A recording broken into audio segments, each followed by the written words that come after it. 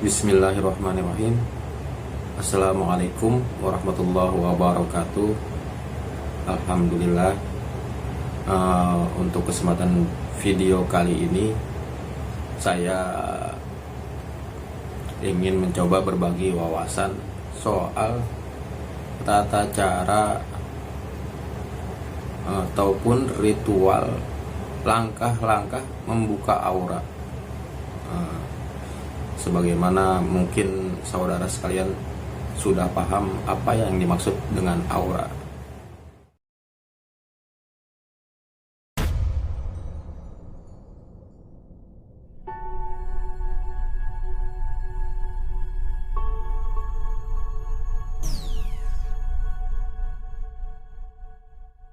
Yang dimaksud dengan aura itu adalah suatu energi batin yang ada pada tiap-tiap makhluk hidup. Ini disebutnya energi murni ya, energi bawaan lahir pada tiap-tiap makhluk hidup yang terlahir di dunia. Nah, di dalam video saya kali ini saya coba untuk mengangkat tema suatu bahasan tutorial tata cara membuka aura.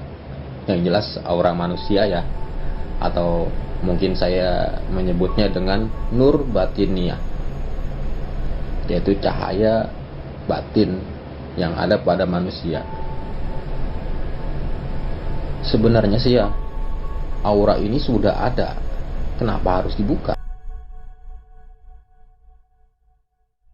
Istilah membuka aura ini adalah suatu upaya ataupun ikhtiar untuk memperbagus, membersihkan kondisi batin ataupun nur batiniah, ataupun bisa disebut juga wadah batin yang ada pada tiap-tiap manusia. Oke, langsung saja kita masuk kepada pokok bahasan intinya, yaitu tutorial langkah-langkah ataupun tata cara membuka aura secara islami. Untuk langkah yang pertama yaitu mandi besar.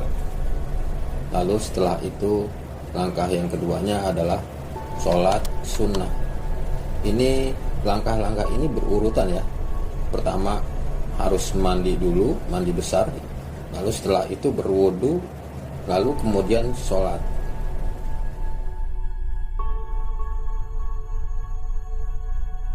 Oke, sekarang lanjut kita bahas satu persatu langkah demi langkahnya ya. Yang pertama adalah mandi besar, atau bisa disebut juga mandi keramas, atau disebut juga mandi hadas besar. Dalam syariat ataupun peraturan dengan tata cara islami, maka segala sesuatu amaliyah itu harus disertai dengan niat. Dan niat itu memang ada di hati. Akan tetapi ada suatu syarat daripada niat itu sendiri. Jadi niatnya itu bukan hanya ada di hati ya. Jika dia masih sanggup berucap di lisan, maka niat itu harus diucapkan ataupun diikrarkan. Ini berarti kita bersungguh-sungguh ya dalam melakukan amaliyah ibadah dengan cara mengucapkan daripada niat tersebut.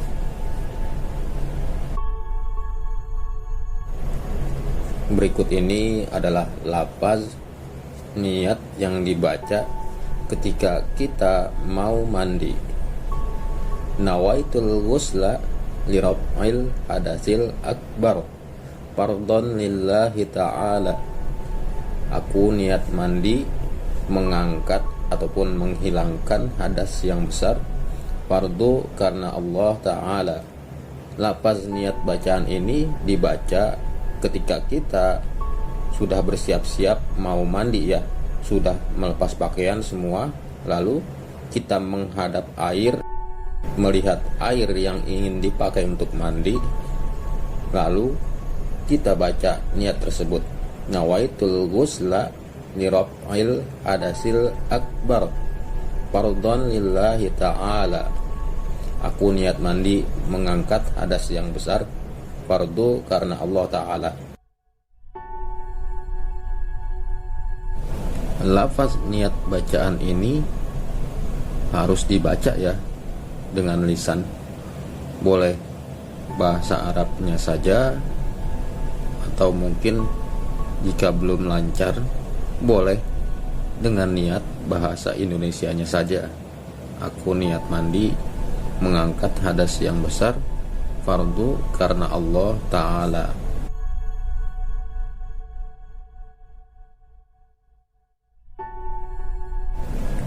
Nah, setelah dibaca niatnya tersebut, lalu silahkan datu gebiar-gebyur airnya, atau mau diguyur, atau mungkin berendam ya di sungai ataupun danau yang bersih. Yang penting syarat daripada mandi hadas ini adalah meratakan air ke seluruh tubuh. Jadi nggak boleh ada yang nggak kena air. Apapun itu harus dibasuh, harus kena air yang bersih. Sela-sela dari telinga, ketiak, atau mungkin rambut, tuh kulit kepalanya pun harus kena air ya. Karena inilah syarat utama daripada mandi hadas tersebut.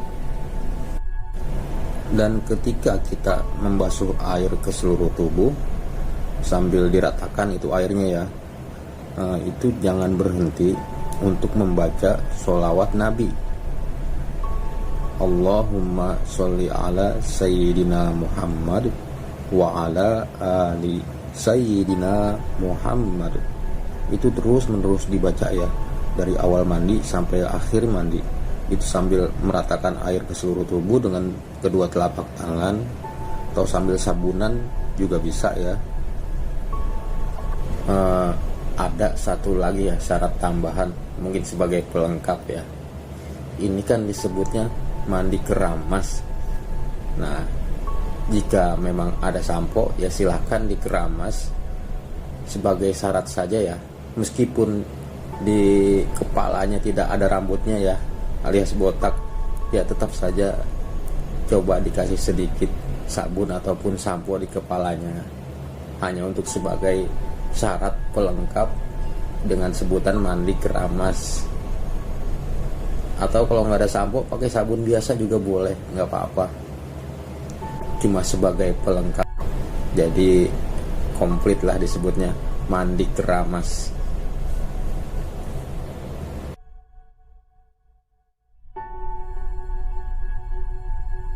Setelah mandi tersebut kita rasa sudah rampung, sudah kita meratakan air ke seluruh tubuh sampai ke sela-sela tubuh sambil dibacakan sholawat Nabi, selesai dah tuh mandinya. Boleh diseka sisa air mandi yang ada pada tubuh dengan handuk, dibersihkan ya, dikeringkan. Lalu setelah itu lanjut kepada prosesi selanjutnya, yaitu berwudu. Nah, ketika berwudu ini kondisi kita harus menutup aurat. Ini harus menutup aurat ya. Boleh dengan handuk saja ataupun langsung berpakaian juga nggak apa-apa. Yang penting tertutup auratnya. Dan syarat dari berwudu ini sama seperti berwudu biasa ya. Rukun dan syaratnya itu sama seperti wudu pada umumnya.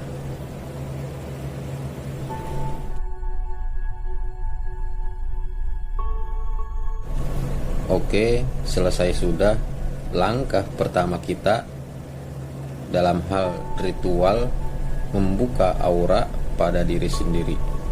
Lalu lanjut kepada langkah berikutnya, yaitu sholat sunnah. Untuk sholat sunnah yang ini itu berkesinambungan ya, berurutan secara estafet.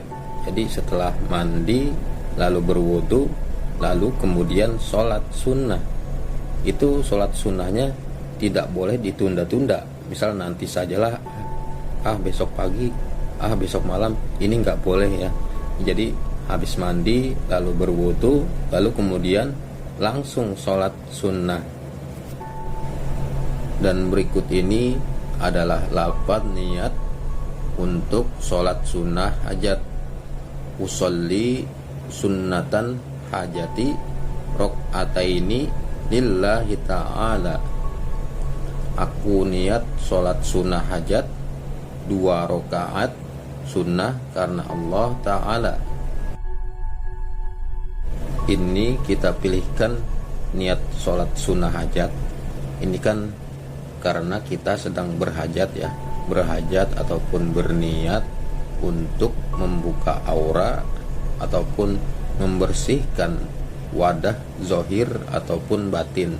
Jadi kita berhajat, kita bermunajat, kita berharap kepada Allah dengan ritual ataupun lelaku amaliyah ibadah yang kita lakukan ini, semoga Allah mengabulkannya.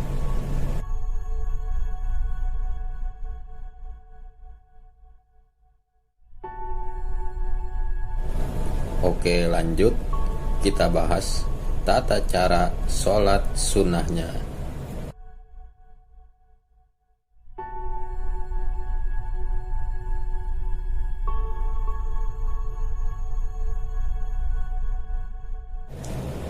Yang pertama, sebelum kita memulai untuk melaksanakan sholat sunnah hajat, ini diupayakan ya, diusahakan untuk mengikrarkan, mengiktikadkan niat hajat kita.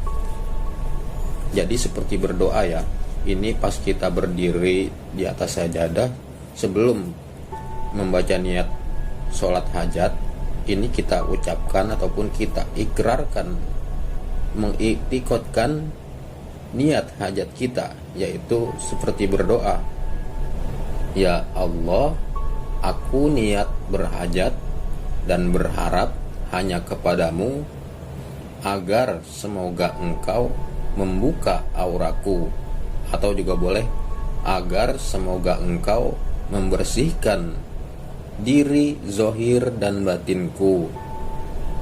Nah, seperti ini ya niatnya. Ini yang bagus sih diucapkan sambil mengangkat kedua tangan ya, seperti berdoa. Dan posisinya tuh pas sebelum kita memulai melaksanakan sholat hajat. Ini pas baru mau sholat, sebelum membaca niat sholat sunnah hajat, kita baca niat hajat kita. Setelah kita mengucapkan daripada niat hajat kita tersebut, lalu langsung deh disambung dengan niat sholat sunnah hajatnya. Usolli sunnatan hajati rok'ataini lillahi ta'ala. Allahu Akbar. Takbir sambil mengangkat kedua tangan kita memulai sholat sunnah hajat. Untuk pengerjaan sholat sunnah hajat ini sama halnya seperti kita melakukan sholat sunnah 2 rakaat yang lain-lainnya. Pada rakaat pertama kita membaca surat Al-Fatihah sampai dengan selesai, lalu dilanjut dengan membaca surat yang lainnya, mau surat panjang ataupun pendek, pokoknya terserah kita lah, sesuka hatinya kita. Dan begitu pula pada rakaat yang kedua, kita membaca surat Al-Fatihah sampai dengan selesai, lalu disambung dengan surat yang lainnya. Atau mungkin mau sama ya, juga nggak apa-apa, dari rakaat pertama dan rakaat kedua surat setelah Al-Fatihahnya sama, nggak apa-apa. Misalnya surat Al-Ikhlas ya. Qul huwallahu ahad. Itu rakaat pertama, dan rakaat kedua itu sama. Ya nggak apa-apa. Intinya adalah keikhlasan hati kita untuk membaca surat setelah surat Al-Fatihah tersebut. Lalu dilanjut sampai dengan tahiyat akhir, dan juga ditutup dengan salam pada sholat. Setelah ditutup sholat sunnah hajat dengan salam, ini boleh dilanjut untuk berzikir ataupun berwirid dan lain-lain, atau boleh juga langsung dengan penutup doa yang pendek juga nggak apa-apa ya. Allahumma antas salam, itu sampai dengan selesai, itu juga nggak apa-apa. Atau mungkin doa dengan bahasa Indonesia, itu juga boleh, silahkan.